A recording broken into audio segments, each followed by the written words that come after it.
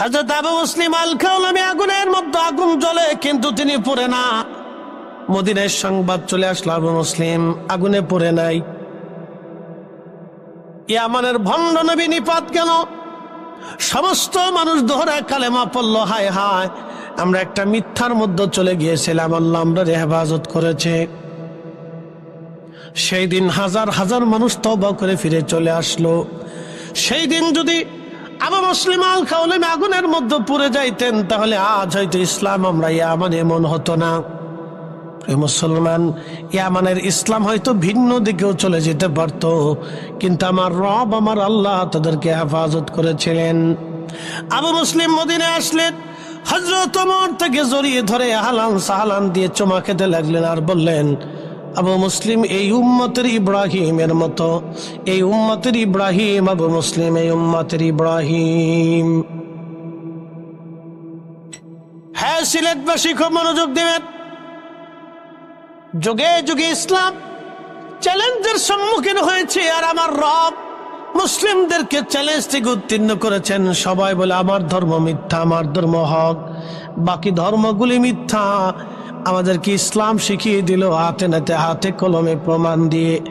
আল্লাহ submit করে দিল, দেখো আমারটা সত্য, বাকি সব ধর্মগুলি মিথ্যা। এই কোরআন আল্লাহর ঐশী কালাম, আল্লাহর জবান নিঃসৃত কালাম, দুনিয়ার কোনো ব্যক্তি কোনো মানব রচিত কালাম না, এটা সরাসরি আমার রব আমার নবীর কালবে পাঠিয়েছেন।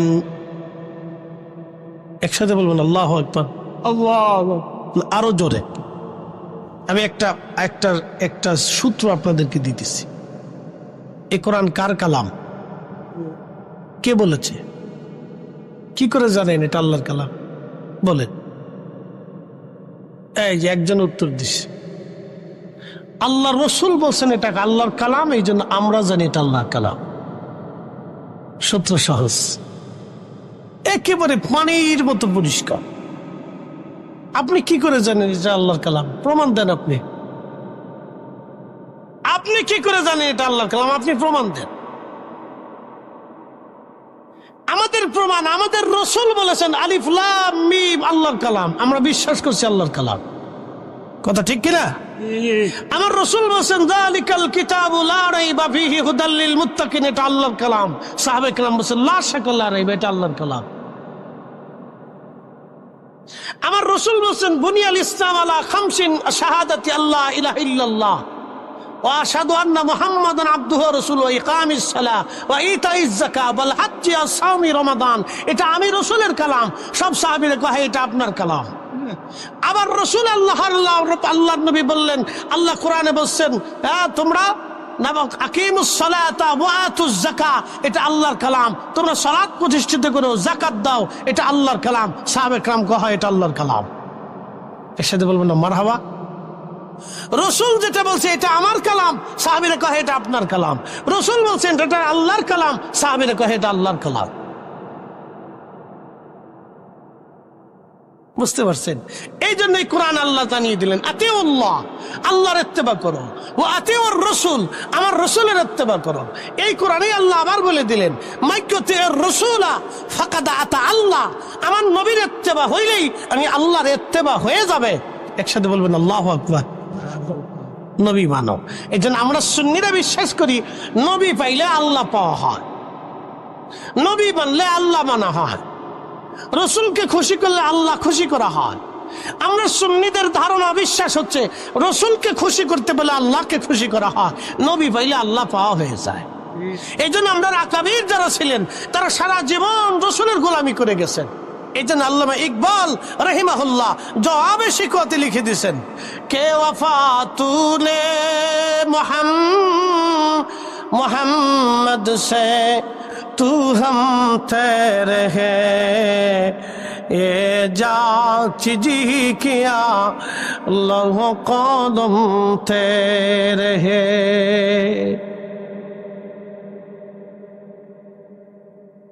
জিজ্ঞেস যদি করি যে আল্লাহর কালাম আপনি বুঝলেন কেন, কি করে জানলেন? সাহাবীরা কি করে জানলেন যেটা আল্লাহর কালাম? সাহাবীরা জানছে যে রাসূল বলছেন এটা কালাম, এটা কালাম। নবী আবার হাদিস বলছেন যে এটা আমি বলছি, সাহাবীরা কয় এটা আপনি বলছেন। আবার রসুল বলছেন যে এটা আল্লাহ বলছেন, সাহাবীরা কহে এটা আল্লাহ বলছেন। একসাথে বলবেন আল্লাহু আকবার, আরো জোরে বলেন। তাহলে সাহাবীদের পরিপূর্ণ বিশ্বাস ছিল রসুলের উপরে। কথা ঠিক আছে কিনা? রসুল দিয়ে তারা আল্লাহকে বিশ্বাস করছে যে আল্লাহ আছে।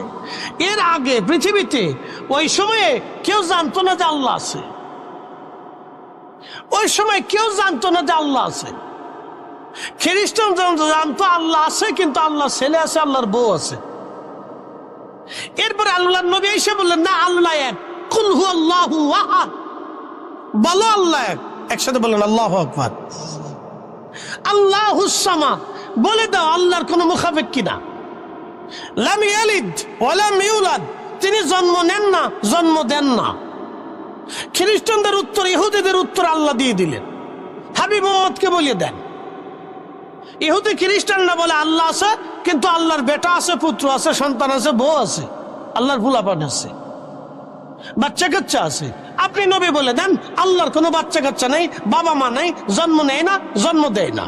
আল্লাহ কারো মুখাপেক্ষ কিনা। আল্লাহর সন্তানের দরকার নেই, স্ত্রীর দরকার নেই। আল্লাহর কাম, ক্রোধ, লোভ, মোহ, হিংসা, কামনা, বাসনা সব নেগেটিভ থেকে আল্লাহ মুক্ত। সব পাপ, পঙ্কিলতা, পোষা গান্দা, আন্দা পোশাক থেকে আল্লাহ মুক্ত। আল্লাহ পুত পবিত্র, আল্লাহ সুবহানাহু ওয়া তাআলা, আল্লাহ সুবহান, আল্লাহ পাক, আল্লাহ পাক, আল্লাহ পাক। একসাথে বলেন আল্লাহু আকবার।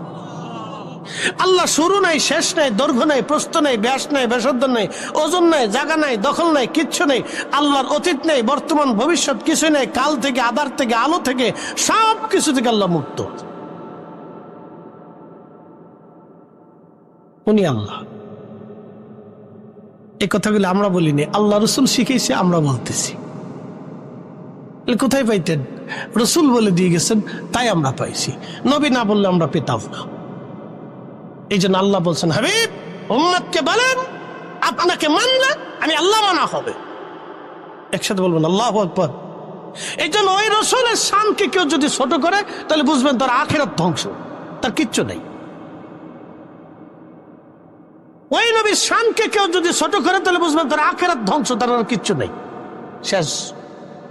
সে আন্দা গান্দা পাসা, তার জীবনে কিছু নেই। আপনাকে সহজ ভাষায় সাবলীল ভাবে যুক্তি তর্ক দিয়ে বোঝাইলাম। প্রিয় উপস্থিতি হাজিরিন,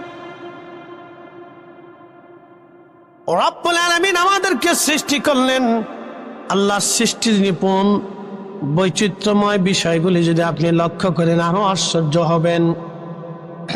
আল্লাহ নবী বললেন, হ্যাঁ আমার উম্মত তোমরা শোনো, মায়ের রেহেমে যখন আল্লাহ রব্বুল আলামিন 7 জনের নিরাপদাধারে পানিটাকে জমা করেন, পৃথিবীর বহু নারী মা হতে চাইলেও মা হতে পারে না, কারণ আমার আল্লাহ তাকে মা হতে দেয় না। বহু নারী কোটি কোটি টাকার মালিক, বহু চিকিৎসা, পৃথিবীর সবচেয়ে বড় বড় ডক্টর দেখিয়েছে, কিন্তু কাজ হয় না। পৃথিবীর কোন ডক্টর সন্তান দিতে পারে না। সন্তান দেওয়ার মালিক আমার আল্লাহ, আল্লাহ, আল্লাহ, আল্লাহ, আল্লাহ। একসাথে জোরে বলেন মারহাবা। কে দেয়? একসাথে বলেন কে দেয়? কে দেয়? আল্লাহ দিয়ে দেয়, আমরা পারি না।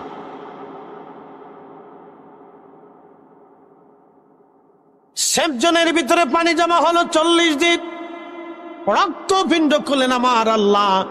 এরপরে আমার রব আমার আল্লাহ ওই পানিটাকে আরো 40 দিন ওই রক্তপিণ্ডটাকে আমার আল্লাহ রিফাইন করেন। রিফাইন করতে করতে করতে করতে আরো 40 দিন পার হলো, গোস্তের টুকরা হয়ে গেল। ওই গোস্তের টুকরাটাকে আরো 40 দিন পর্যন্ত রিফাইন করতে করতে অস্থিপুঞ্জি হলো। আল্লাহ এর উপর চামড়া দিলেন, গোস্ত দিলেন, রক দিলেন, যেখানে যেটা দেওয়ার দরকার আল্লাহ ধীরে ধীরে সেটা দিলেন। মায়ের রেহেমের মধ্যে ধীরে ধীরে ধীরে ধীরে আল্লাহ দিলেন।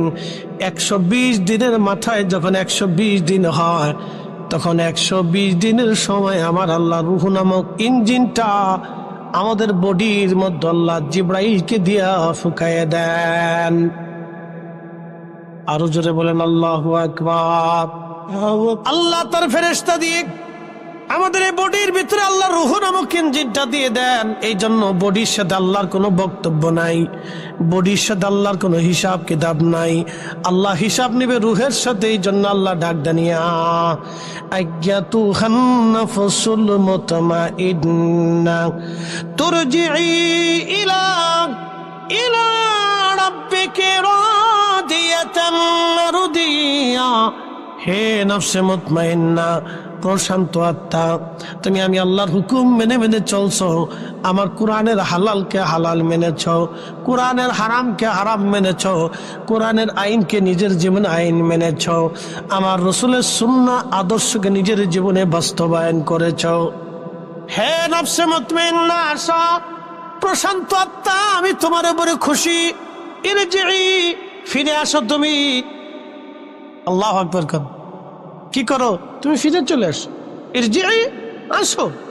ইলা রাব্বিকা রাদিয়াতাম মারদিয়া, আমি খুশি, আমি তোমারে দুনিয়াতে পাঠাইছিলাম, তুমি আমার আইনগুলি মানছো, আসো আসো, তুমি চলে আসো।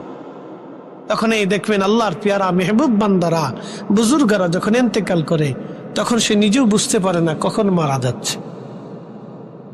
মায়ের কোলে মা যেমন বাচ্চাকে দুলিয়ে দুলিয়ে আমাদেরকে ঘুম পাড়িয়েছে, ঠিক ওই রকম আপনি ঘুমিয়ে পড়বেন, আর কপাল থেকে তখন ঘাম আসতে থাকবে। বুজুর্গ ইন্তেকালের পরে তার নিদর্শন দেখবেন, কপাল থেকে ঘাম আসতে থাকবে। বুঝে যাওয়াটা জরুরি। আল্লাহর বডির সাথে কোনো বক্তব্য নেই, এই বডির সাথে স্ট্রাকচারের সাথে এতে কোনো বক্তব্য আল্লাহ। আল্লাহর বক্তব্য হচ্ছে ইঞ্জিনের সাথে। তোমাকে পাঠিয়েছিলাম, তোমাকে পাঠিয়েছি, ইরজিই, ফিরে আসো, ইলা রাব্বিকা রাদিয়াতাম মারদিয়া। তুমি আমি আল্লাহর দেওয়া আইন বিধানগুলি মানছো, কষ্ট করছো, ক্ষুধার্ত থাকছো কিন্তু হারাম খাও নাই, তুমি না খেয়ে থাকছো কিন্তু হালাল ছাড়ো নাই, তুমি সারা রমজানে রোজা রাখছো দিনের ভাগে কিন্তু তুমি খাও নাই, তুমি ক্ষুধার যন্ত্রণায় তৃষ্ণায় কষ্ট হয়েছে। এ বান্দা, তুমি রাত জেগে ইবাদত করছো, আমাকে সেজদা দিয়েছো, আসো। তুমি গীবত, শেখায়েত, তহমত, ফাহিশা কাজ, দুনিয়াবি কুকর্ম অকর্ম থেকে তুমি দূরে থেকে আমি আল্লাহকে খুশি করছো, আসো। ইলা রাব্বিকা রাদিয়াতাম মারদিয়া, তুমি আমার সন্তুষ্টির দিকে আসো, আমি তোমার উপর খুশি হয়ে গেছি, আসো আসো। ফাদখুলি ফি ইবাদি ওয়াদখুলি জান্নাতি, তুমি আসো আমার ইবাদত গুজার বান্দাগুলি যে জান্নাতের ভিতরে, তুমি চলে আসো, তোমাকে ওই জান্নাতে জায়গা করে দিই। আরো জোরে বলেন সুবহানাল্লাহ, সুবহানাল্লাহ। 120 দিনের মাথা মায়ের রেহেমে আল্লাহ আমরা পাঠিয়েছি। 120 দিনে, ঠিক 120 দিনে, একদিন আগেও না পরেও না, ঠিক 120 দিন আল্লাহ পাঠিয়েছে। 120 দিনে পাঠিয়ে দিয়ে আল্লাহ লিখে দিয়েছে, জিবরাইল 60টা জিনিস আমার বান্দার জন্য তুমি লিখে দাও। 1 নম্বর, সে কতদিন পৃথিবীতে বেঁচে থাকবে, কত মাস, কত দিন, কত মিনিট, কত সেকেন্ড, তুমি এটা লিখে দাও। এই জন্য ওই নির্দিষ্ট তারিখ আসার পরে আমাদের মৃত্যু হবে, আগে হবে না, পরে হবে না।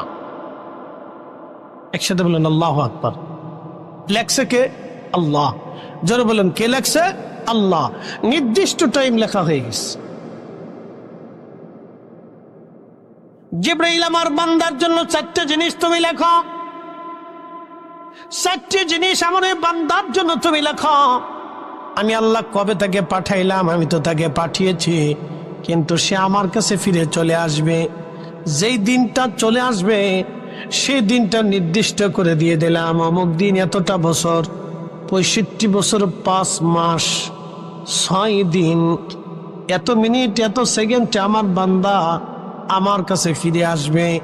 এতটা টাইম আমি আমার বান্দার জন্য বরাদ্দ করলাম। কারো 40 বছরও বরাদ্দ হলো, কারো 60 বছর বরাদ্দ হলো, কারো 80 বছর বরাদ্দ হলো, কারো 100 বছর বরাদ্দ হলো, কারো 10 মাস বরাদ্দ হলো, কেউ 10 দিন বরাদ্দ হলো, কারো 10 মিনিট বরাদ্দ হলো। আহা, আল্লাহ আমাদের এখানে কিচ্ছু করেন। সন্তান পৃথিবীতে আসে 10 মিনিট পরে মরে যায়, আল্লাহ তার জন্য ওই 10টা মিনিট বরাদ্দ, আমার বান্দার জন্য 10টা মিনিট বরাদ্দ করে দাও।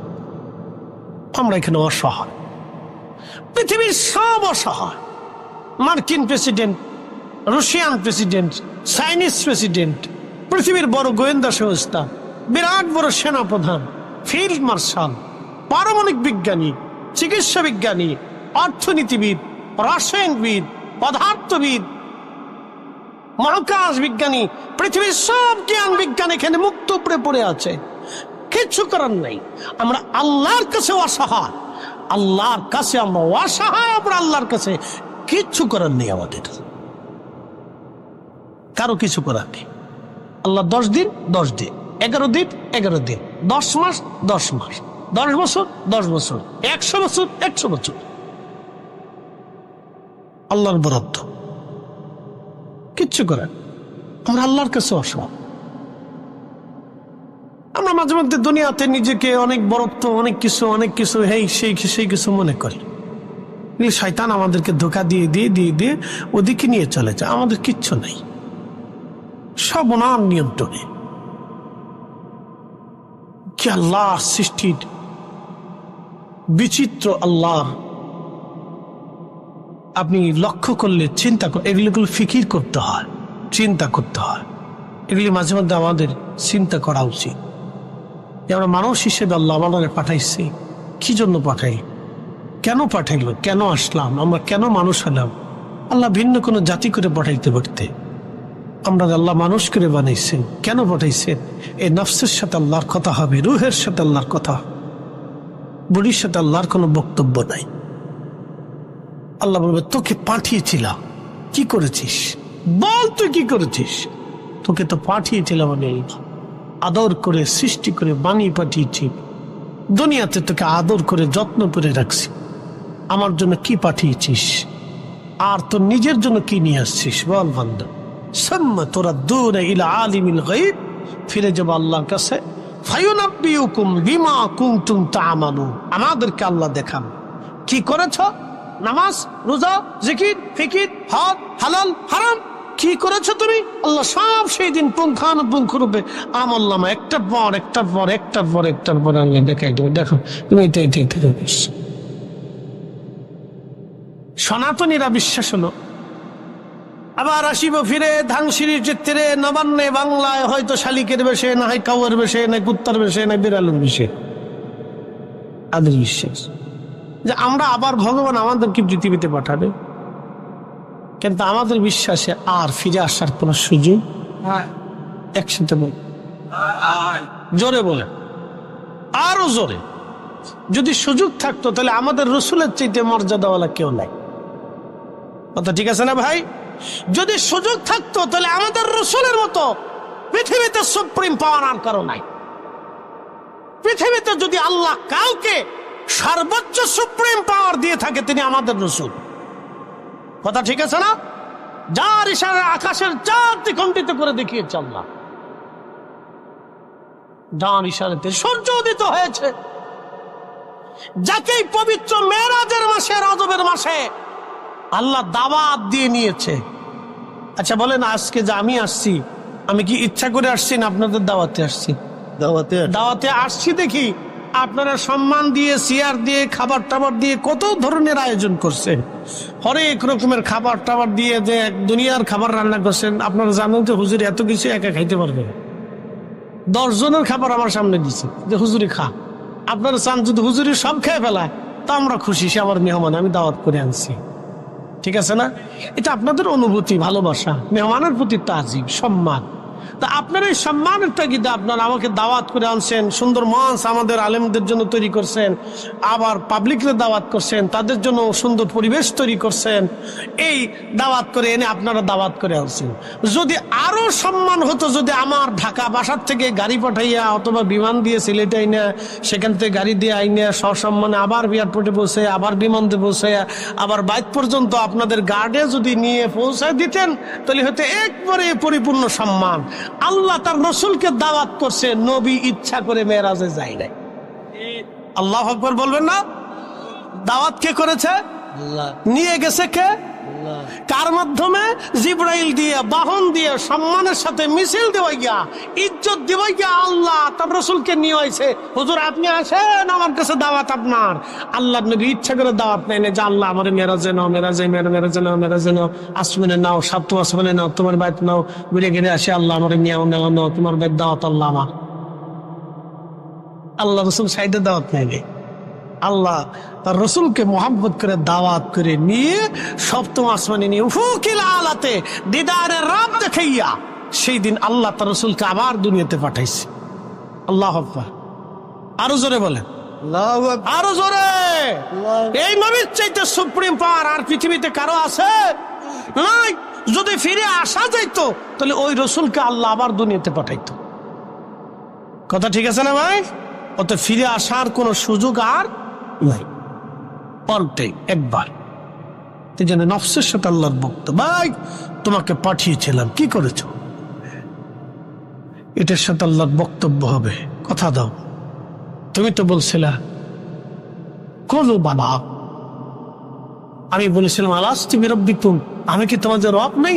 তুমি বলছিলে কলু বা, হ্যাঁ তুমি আমাদের রব।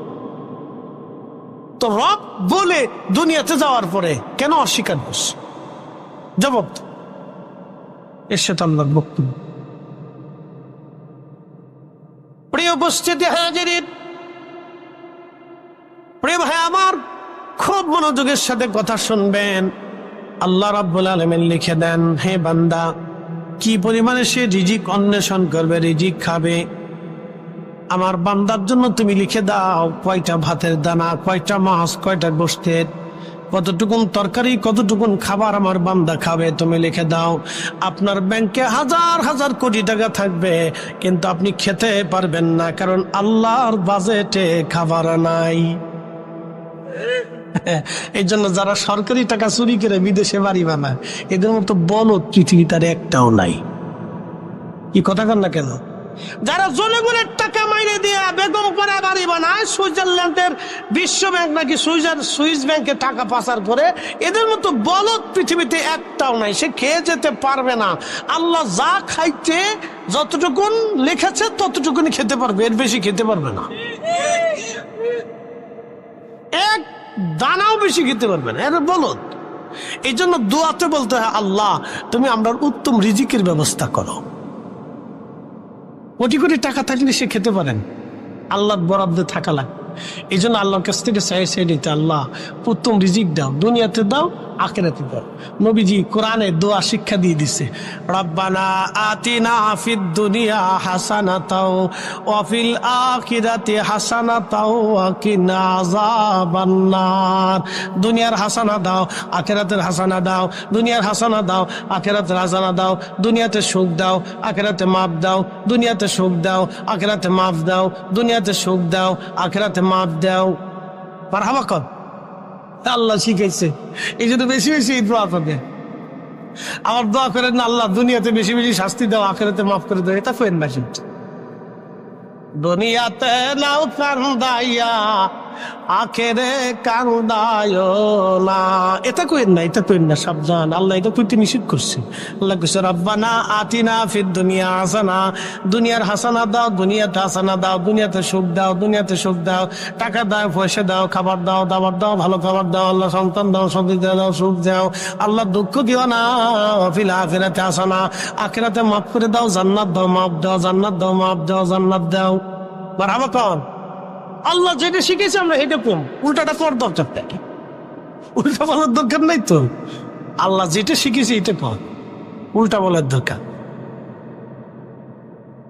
এই জন্য আল্লাহ রসুল দোয়া করতে, রব্বানা আতিনা ফিদ দুনিয়া হাসানা, আল্লাহ দুনিয়াতে হাসানা দাও, দুনিয়াতে সুখ দাও, শান্তি দাও। আল্লাহ আমরা দুনিয়াতেও শান্তি চাই, আখিরাতেও তো চাই, দুনিয়াও চাই, আখিরাতেও চাই, দুনিয়ার দাও, আখিরাতেও দাও।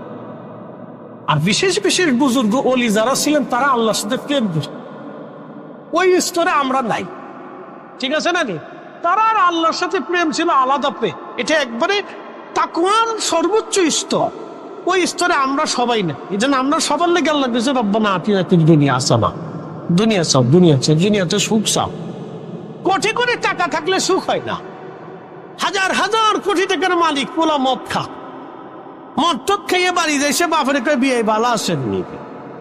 কি কথা কন না, কথা খারাপ কইছি ভাই? আমার এলাকায় একজন কোটি কোটি টাকার মালিক হঠাৎ করে আঙ্গুল গুনে চলে গেছে ইন্ডাস্ট্রি করলো। আম ফুলাই ফিটায়, মেয়ে ফিটায়, বউ ফিটায়, ফুলাই ফিটায়, মেয়ে ফিটায়, বউ ফিটায়, ফিটানি চোটে পর্যন্ত পোলাপাত ধুইয়া নিজে নাকি একা একা এখন বাসা নিয়ে বোমা, শান্তি নেই। তাহলে এই সুখের লাভ হলো কি? এই টাকার অর্থ কি হলো? ওর সেটা আমরাই ভালো আছি, সাধারণ মধ্যবিত্ত যাহা আছি, আল্লাহ যা আছে, বাচ্চা কাচ্চা সন্তান আদি নাতিপুত্র নিয়ে আমরা একসাথে খাইতে দিতে ঘুমায় সুখ শান্তিতে চলে যেতেছি।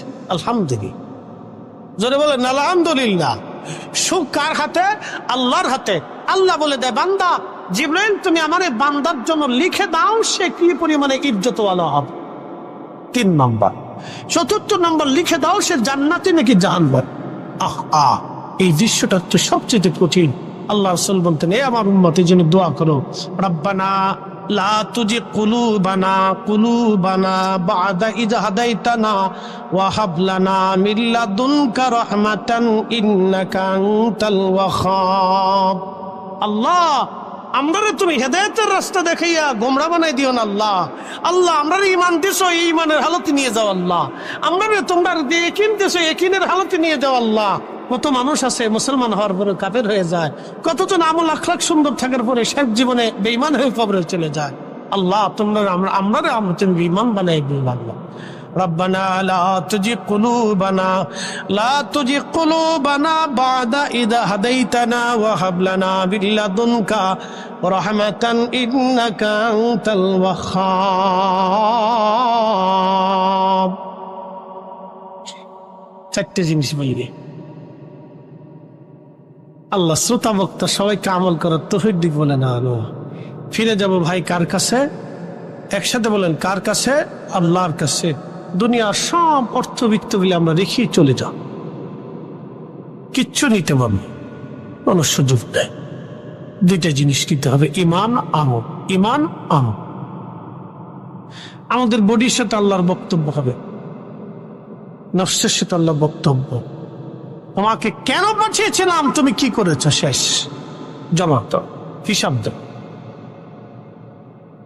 আমি 1 পেয়ালা পানি পান করেছি, চা খেয়েছি, যদি আল্লাহ হিসাব চান তা আমি শেষ। এই জন্য আল্লাহ রাসূল বলতেন, উম্মত তোমরা বিনা হিসাবে আল্লাহর কাছে মাপ চাও। এই জন্য আল্লাহ নবী 70 বার ইস্তিগফার করতেন। নবীজির কোনো গুনাহ ছিল না, তিনি পাপ পঙ্কিলতা মুক্ত, একবার আইব মুক্ত, ত্রুটি মুক্ত, খাতা মুক্ত। মাসুমের পরে মাসুম যদি কেউ থাকে তাহলে ওরা চলছে কি? মাসুমের উপরে যদি কেউ মাসুম থাকে, সর্বশ্রেষ্ঠ মাসুম আমার রাসূল ছিল। তারপরও আল্লাহর সাথে 70 বার ইস্তিগফার করতেন, আল্লাহ ভুল হয়ে গেছে, আল্লাহ ভুল হয়ে গেছে।